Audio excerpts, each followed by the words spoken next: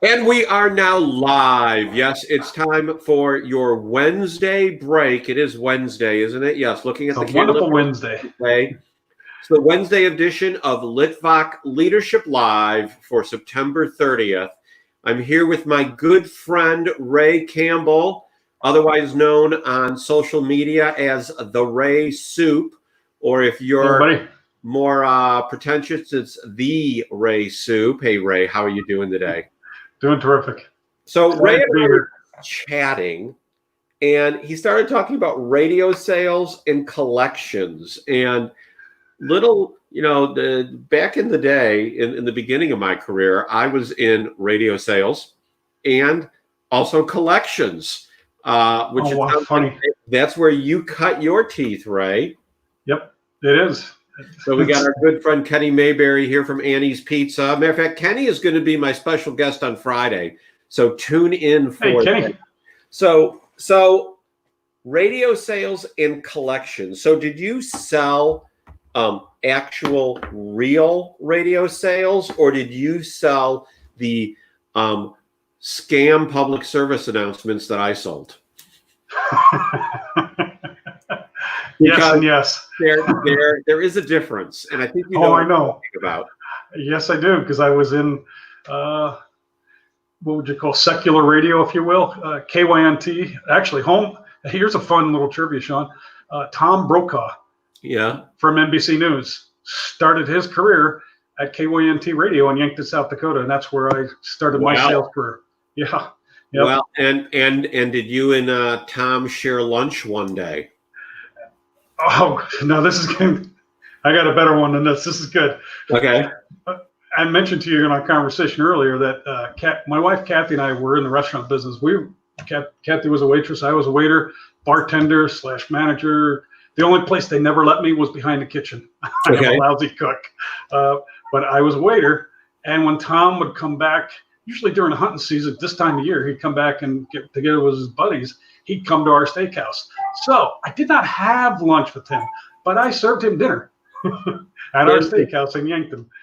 So interesting. So when I was in radio sales, I worked for a company called, well, I don't know if I say their name and they're still in existence, that could end up, would it be slander if I said it was scam sales? It might be. So I worked for a company whose name we shall not say, in the Chicagoland area, the basement of a building. And we would call different businesses within these radio station footprints, because we would buy from the radio station their advertising rates in the middle of the night when nobody was listening, and pay them like 10 cents on the dollar for the radio advertising time. And then we turn around and sell it for a lot more. It'd be like, hi, this is Sean Litvak with Bob's Sled Company here on KMOT. Here to remind you that it's getting darker earlier these days because of daylight savings time. So turn on your headlights so you don't run over the crumb crunchers. And if you're looking for a sled, come to Bob's Sled Company and your crumb crunchers will love it.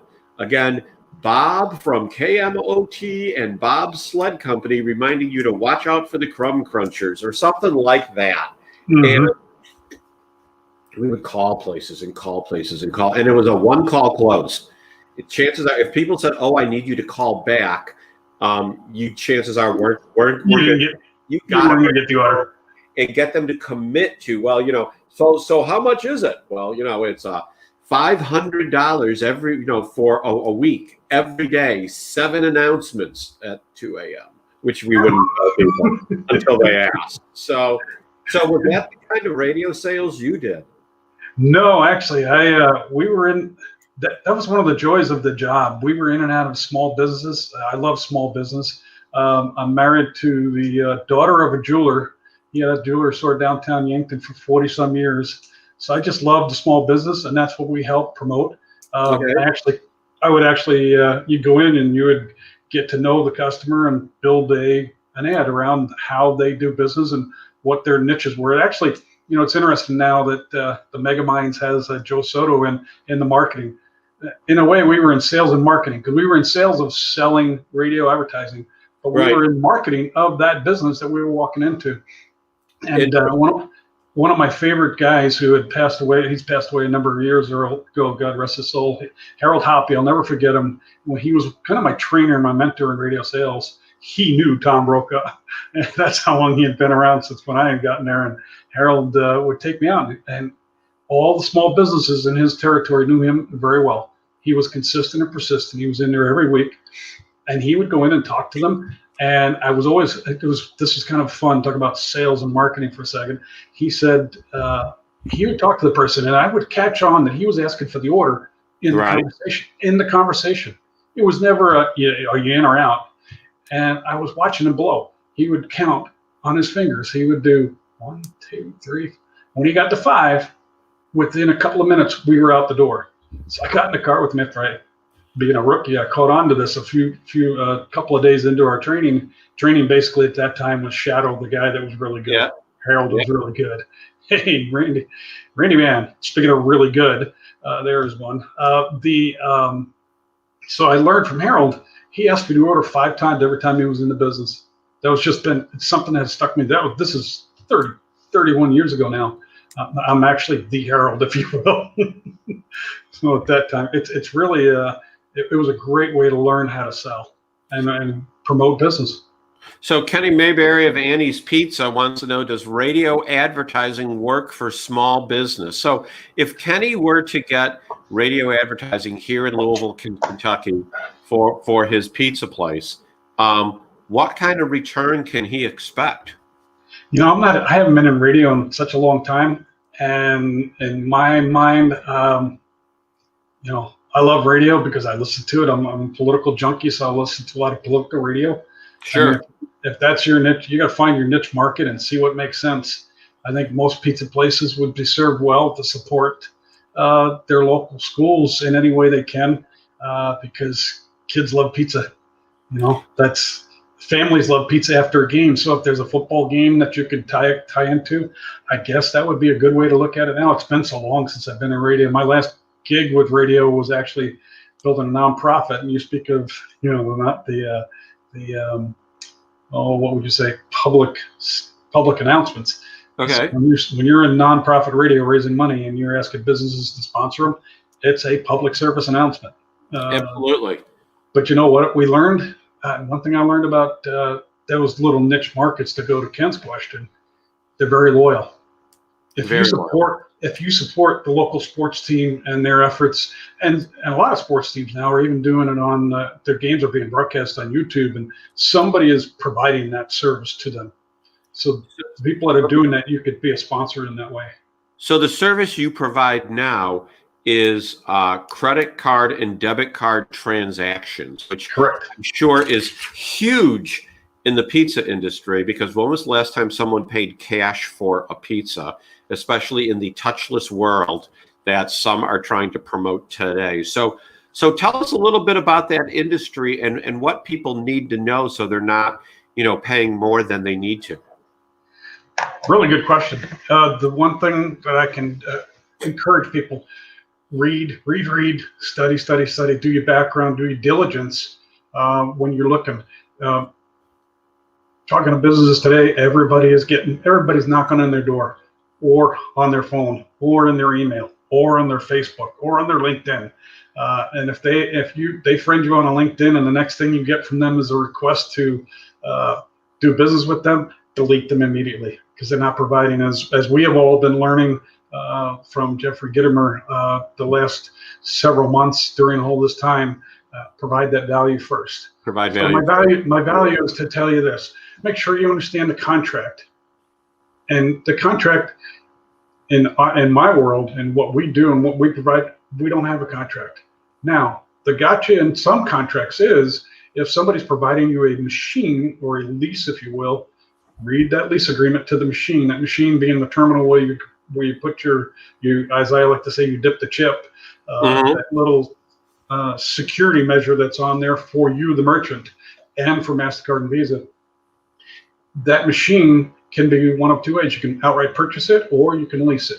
I always suggest to people that they purchase it. You can also look at leases or purchases for the point of sale terminals too. That's what we provide.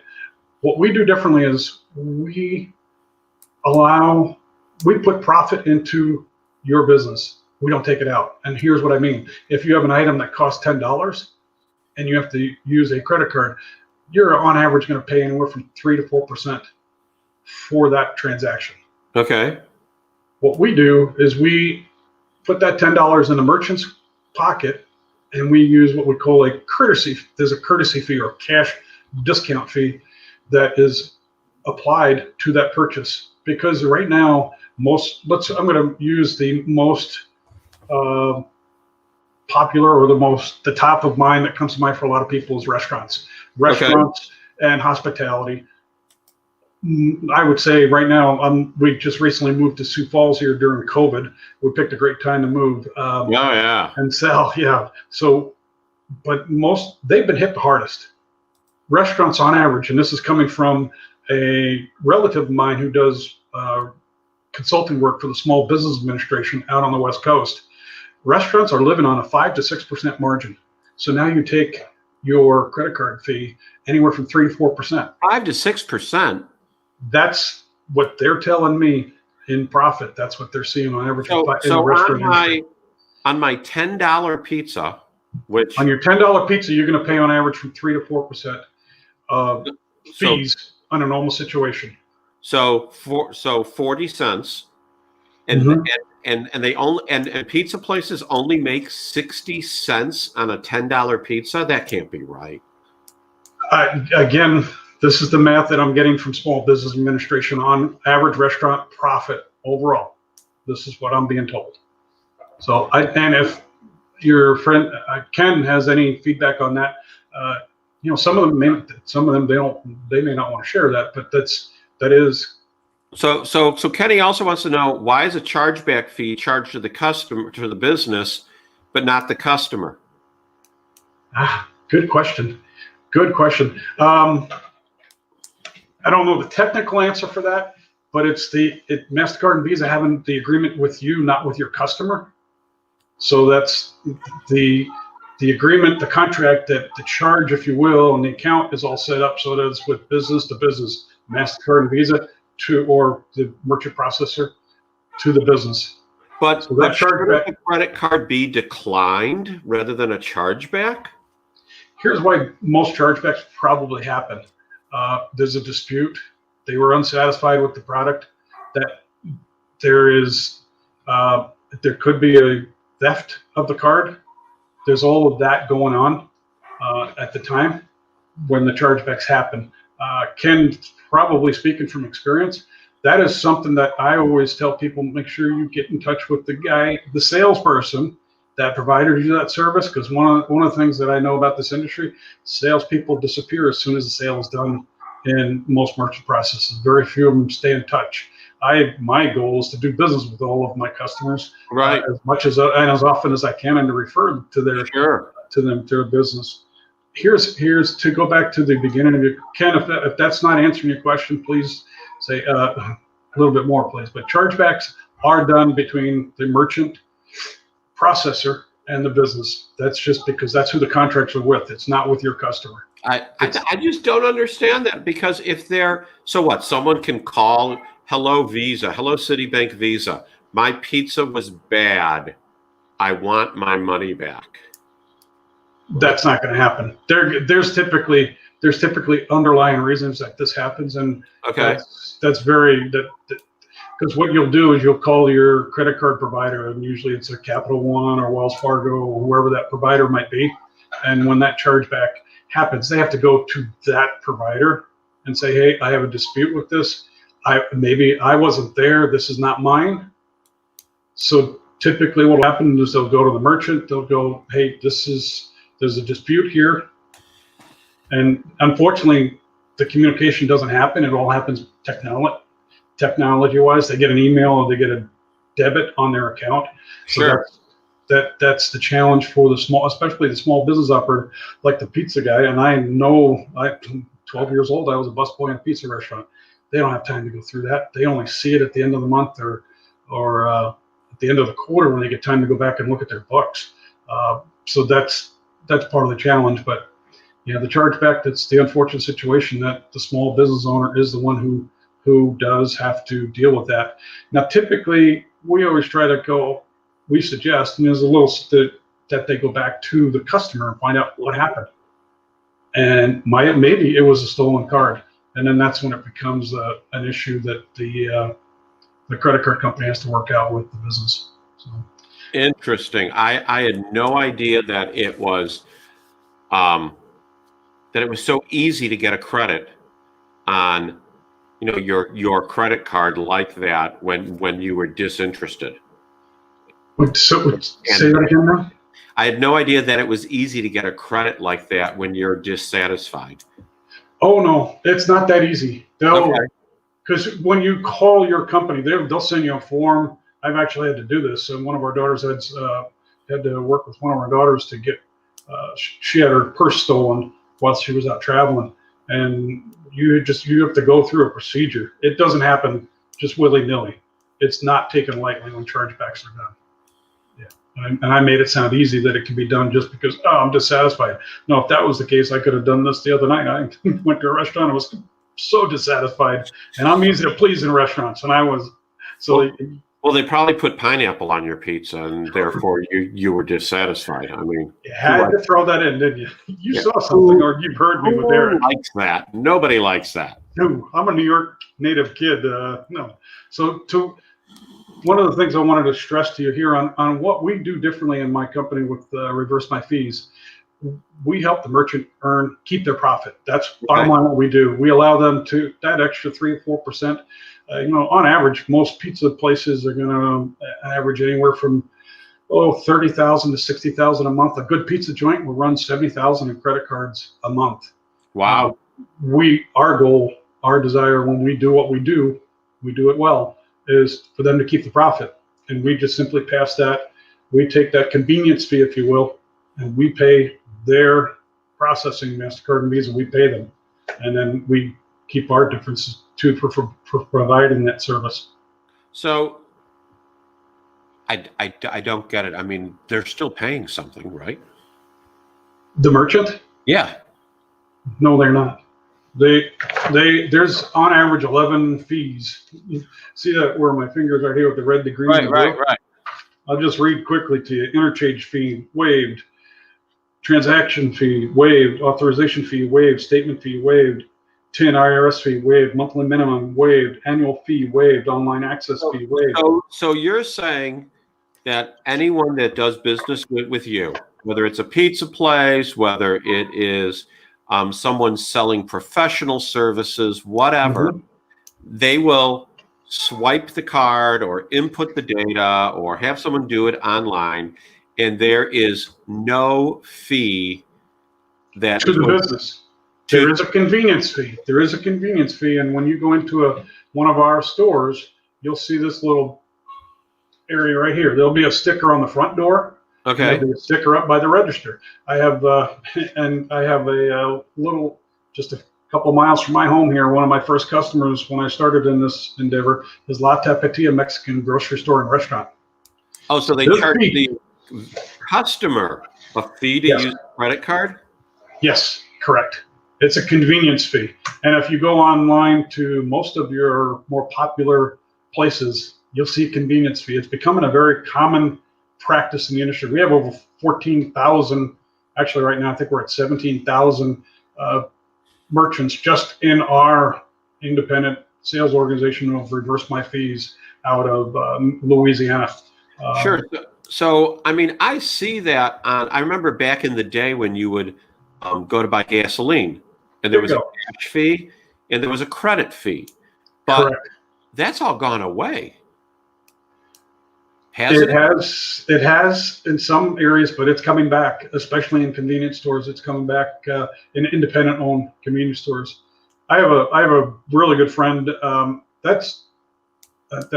was in the grocery business for many years with a very well-known grocery store chain in this area in the Midwest. And he said that actually, when all of the store directors would get together, that was one of the top 3 conversations every quarter was the credit card fees. They hurt their profit. And you talk about low margins. Grocery stores margins change from hour to hour some days, depending on what's happening in the meat market and the produce market. All of that changes dramatically. And there's credit card fees, which is probably at this time right now, especially with COVID, it's become a huge part of their expense. And so are debit card fees the same as credit card fees? Good question. Are debit card fees the same? They vary, but no, debit card fees tend to be less expensive than credit card fees because you're getting your own money, so the fees are not as high. I don't know the average. I'd have to get back to you on that one on difference between debit and credit card. I thought I had every question. I was anticipating all of your questions today, and that's the one I didn't get, but I will let you know. So let's pivot a little bit because I know that and I lost what I had on my screen over here. Let me find it. Where'd it go? There it is. Okay. So I know that professionally you are in the credit card industry and have been in sales for a long time, but I also know that you've been, says here, God's handyman, raising awareness and funding for his mission field. So why don't you tell everyone a little bit about your ministry and your ministry experience? Great. Well, my ministry experience, let's see, Crystal is 38. I've been involved in our church most of my life, and from a youth director, from a religious ed teacher. My 4 daughters will tell you that being a Catholic man, priest, as you know, may or may not know, cannot be married. But my daughters always joke that Dad, having you as a father in our little town of Yankton, it was like being a preacher's kid. That's just wow. Because I was involved in most of the ministries to help the youth. I was blessed and very, very blessed by a courageous woman that I always love telling a story about every chance I can. Her name was Mrs. Fitzgerald. She was all of 5'0".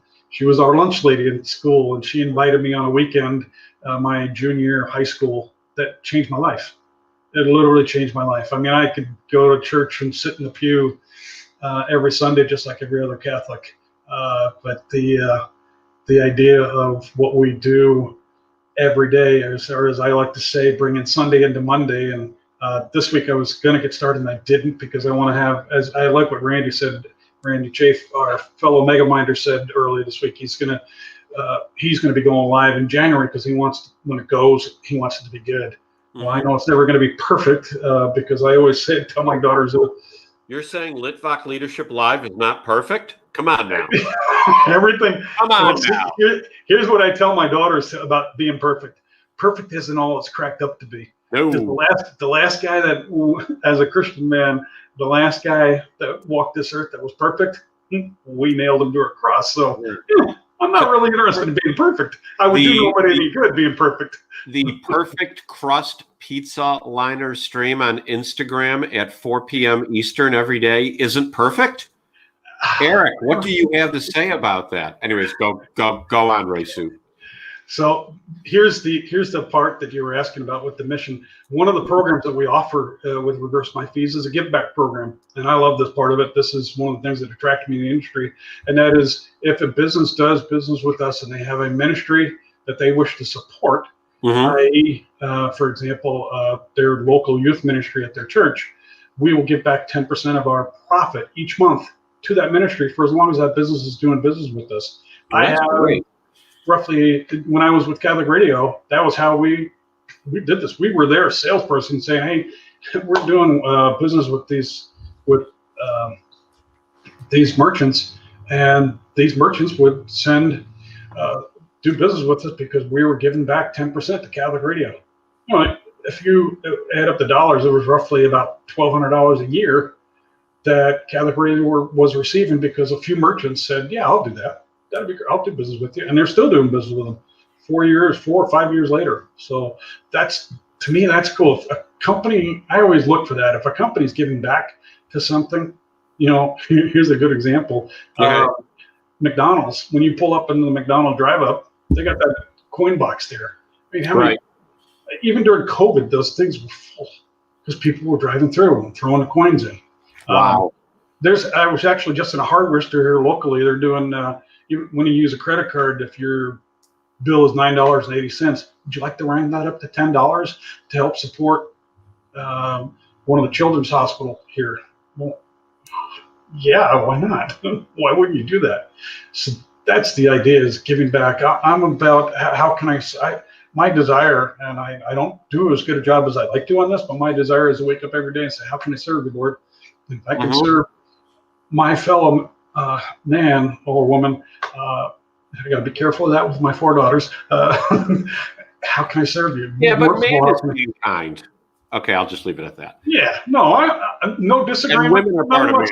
Believe me, so, this may have grown up in New York, but it's really red living out here in the Midwest for as long as I have. So, yeah, that's why I do this business, and I love, like the Litvak, I love going to their place and seeing how they're doing, and I say, hey, how's it going? You know what? First, they got a little pushback because the customer's going, really? It's a convenience fee, and one of us has to pay it, and somehow I got to build it in. At least now right up front. Here it is. Right. It's a fee. I don't have to build it into my product. It's there, and their business. At first, their credit card business dropped off, but it slowly ratcheted back up, and now they love it. I go in, how's everything going? Oh, it's wonderful. How are your fees? We don't have any. Oh, we like it. It's just, they're very, very happy with it. I have mechanics on there. I have a funeral home. I'm going, okay. Why? Well, sometimes it costs money. And what happened for them, their check business actually went up. Their check writing business went up instead of credit cards, and he saved money. And now he's starting to see some people are still using credit cards. So that's one of the things I really like about this business, is the variety of businesses that I'm in each and every day, from a hair salon to a mechanic shop. Mm-hmm. You learn it all. And then watching what you've done, watching what the Bamster has done, and Kellen and Coach, it's just, and Jeffrey Gittimer, how we all came together. Right. Taking those ideas to our customers. Yes. Way cool. I mean, I love what Eric's been doing with the pizza guys. Getting them live and talking about their business. Well, that's what I put profit in their pocket, but I want to help that pocket grow. Everybody. That's why I go into that. I mean, right now, and truly as a lifestyle, if people who are calling on businesses are not there solving a problem, but they're only there to take money to sell their product, that's not the person you should be doing business with. You should be solving a problem. I was talking to, I'll use the word, a potential partner today, about, partnering, have become our customer. And as we were talking, I told them, I said, I keep using the word partner as opposed to client. I said, because ultimately we're going to be partners, and we're going to have challenges that occur, and we are here to help you with your challenges. And then I'm going to come to you someday and say, you're putting up a challenge for us that's keeping us from fulfilling our end of the agreement, and that's what partnership is. And the person agreed completely that, individuals who are calling on people need to be looking at things as partnership, not as contractor and business. That doesn't work. So who are some of your best partners that you do business with? You talk about industry specific or individuals themselves? However you want to answer the question. Okay. I would say my top 3 would be a restaurant that I do here locally, because I love how they care about what they do. You go in every day, it's fresh made. I'm not a spicy guy, but I love their food. They've got the greatest burritos, La Tapatía. And I like them because they're family owned, and they come in early in the morning and they work their tail off. They work their tail off from sun up to sundown, and it's mom and pop. And I love mom and pop shops. And then my other one is my buddy Jo J.O.'s car mechanic. He's taking care of every car our family has. I mean, the girls, even my girls live in Denver. Say, hey, call J.O. Tell him. I said, no, J.O. knows. You call him yourself. And they'll walk them through what's going on with their car. He just gives service. He provides the very best of service. I love doing business with those kind of people. And he's been one of my first customers from the start. And then I would say my other one is this is kind of funny, but it's my accountant, because he's a veteran and he does business with me and I do business with him. And he's a veteran and his 2 sons are serving in the military. Wow. And I am all about the veterans. I'm a big believer. I love the veterans, and I thank a veteran. I love the Blue Line. So I love doing business with those type of businesses, the small mom and pop shops, whether they be in the grocery business, the restaurant business, the chains. I find the chains. Everybody's going after the big fish. Well, 1,000 guys are going after them, but what you have to do to get their business, I quite frankly don't know if I'd love it. It'd be great. I think the most successful chains are the ones that treat their business like it is their own business, and they're not part of this enormous organization. I mean, I'll give a shout out to Big O Tires on State Street in New Albany in Indiana. I've been going there for years with our vehicles, and before our daughter graduated from college and moved out to start her job and all that good stuff, she would bring her car there. And once she got old enough to want to do it herself, I said, make sure you tell them you're my daughter. And she would walk in and they would say, how can we help you? Because they're always very friendly. And she would say, well, my dad said to tell you I'm his daughter. My father is Sean Litvak. And they said, oh, okay. And they would immediately pull up our vehicles and say, okay, what can we do for you? And she would tell them what's going on. They'd say, okay, well, we think your dad would want it done this way. Do you want to check with him? Because this is how he normally does it. So, they had that hometown feel. Big O Tires. I don't know if Big O Tires is out by you, but they're across the Midwest and the Southeast, Northeast. They were definitely, as Eric just put up about you, they have integrity and a quiet strength. Thanks, Spencer. Thank you, brother. Like you. So, Ray, shockingly, we have gotten to over 30 minutes of conversation. So the last 2 minutes is yours. What do you want people? What impression do you want to make? What do you want people to walk away with from the Ray suit? First of all, I guess 3 things. Oh, you have your faith down. Look at you. You've paid attention. Put your faith. Okay. Put your faith first. Put your family right next to your faith. Without those 2, the rest doesn't matter. The more I have behind me than what's in front of me, I can tell you, faith, family. The rest of it is just stuff. It's just stuff. And then put your country because without our country, we got nothing here as well. Mm-hmm. Without our God, without our family, without our country, we got nothing, because we are the last shining beacon of hope. And then fourthly, put your customers. I like what Eric always says, talk about you. Let people know you. Let people know your faith. Let people know your family, and let people know your business, and pick it up and read it. Read it. Amen. Digest it. I love, today I put up Proverbs 30 verse 5. Every word of God proves true. He is a shield to those who take refuge in him. Amen. Take refuge in him. And I'll close with this quote from Denzel Washington. Put your slippers way underneath your bed, so that in the morning when you get up, you got to kneel. And while you're down, you might as well start talking to him when you first get out of bed in the morning, and live a life of joy. I like that. I like that a lot. Yeah, get our buddy's book. Get our buddy's book. Don't forget that. Customer Delight 365. It's just fun stuff in here. A lot of fun stuff. All right, so this week, still, before we say bye to Ray, tomorrow, here's the upcoming rest of the week. We've got Sari Uchin, who you've seen here many times commenting on the show. She happens to be my cousin. She is a world traveler and an owner of her own business, Culinary Pros in Las Vegas. And she was out of country when COVID hit. So she's going to come on and tell her story. And then on Friday, get ready for this, Ray. We have the one, the only. Yes, he had a lot of comments today and has had a lot of comments. Hopefully I answered his questions. Kenny Mayberry of Annie's Pizza in Louisville, Kentucky, will be my guest Friday to talk about pizza, the country, and faith. I'm sure among other topics. I'm just throwing those out there. I know what Kenny and I have talked about in life. So, Ray, thank you so much for having me. It was a pleasure. Live. I hope you had as much fun today as I did. It was great. Thanks for the conversation.